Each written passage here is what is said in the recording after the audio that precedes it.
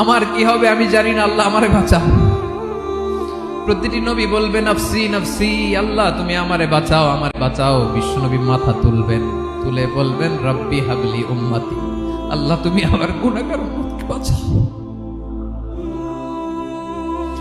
এই দুনিয়ার বুকে রব্বুল আলামিন সব নবীকে একটা করে দাওয়া মুস্তাজাবা দিয়েছেন, মানে যে দোয়া করলে কবুল হয়ে যায় সাথে সাথেই।